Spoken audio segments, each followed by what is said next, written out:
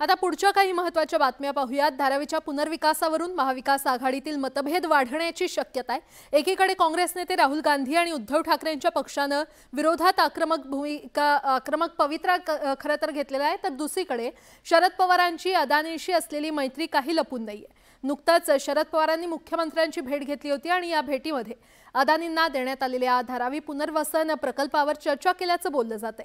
त्यामुळे अदानीवरून इंडिया आघाडीमध्ये बिघाडीची चर्चा रंगलेली आहे। पाहूयात त्या संदर्भातला एक रिपोर्ट। गेल्या काही दिवसात शरद पवार आणि मुख्यमंत्री एकनाथ शिंदे यांच्यात 2 वेळा भेटीगाठी झाल्या। ऐन विधानसभा निवडणुकीच्या तोंडावर या 2 महत्त्वाच्या नेत्यांमधील भेटीवरून राजकीय वर्तुळात चर्चेला उधाण आलंय। या भेटीत मराठा आरक्षण, दुधाच्या दरवाढीसह विविध विषयांवर चर्चा झाल्याचं बोललं जात आहे। पण शनिवारी झालेल्या पवार शिंदे भेटी दरम्यान धारावी पुनर्विकासावर प्रेझेंटेशन देण्यात आल्याची चर्चा रंगली आहे। पण ही चर्चा रंगण्यामागचं कारण म्हणजे शरद पवार मुख्यमंत्र्यांशी चर्चेला गेले असताना अदानी कंपनीचे बडे अधिकारी वर्षा बंगल्यावर हजर होते आणि त्यामुळेच या चर्चेला उधाण आलं होतं। आता शिंदे पवार भेटीवरून राजकारण सुरू झालंय। उद्धव ठाकरेंच्या पक्षाने आक्रमक भूमिका घेतली आहे।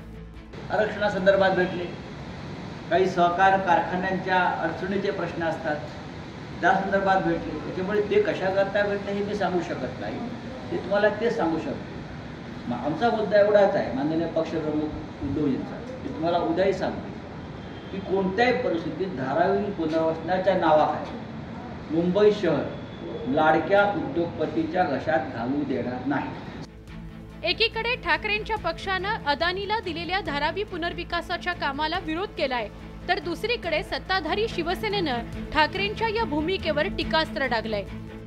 मध्यंतरीच्या काळात उद्धव ठाकरे यांनी प्रेस कॉन्फरन्स घेतली की आम्ही करून देणार नाही।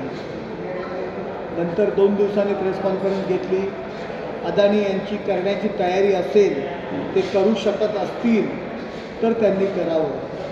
आता संजय राऊत म्हणतात होऊ देणार नाही। अदानी एकदा जाऊन भेटलं की सगळे विषय होईल।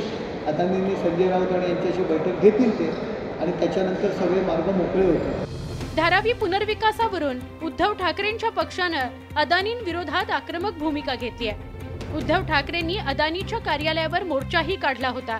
ठाकरेंप्रमाणेच काँग्रेस नेते राहुल गांधीही अदानींवरून सतत मोदी शहांना टार्गेट करत आहेत। लोकसभा निवडणुकीत राहुल गांधींनी हा मुद्दा लावून धरला होता। जिस तरीके का मोनोपोलाइजेशन हिंदुस्तान में हो रहा है और अदानी जी उसके सिंबल हैं, सबसे बड़े सिंबल हैं एंड बिल्कुल ब्लेटेंट सिंबल है, उससे देश को जबरदस्त नुकसान हो रहा है। उससे हमारी डेमोक्रेसी टूट रही है, हमारे लोगों का पैसा चोरी हो रहा है, हमारे इंस्टीट्यूशंस कोलैप्स कर रहे हैं।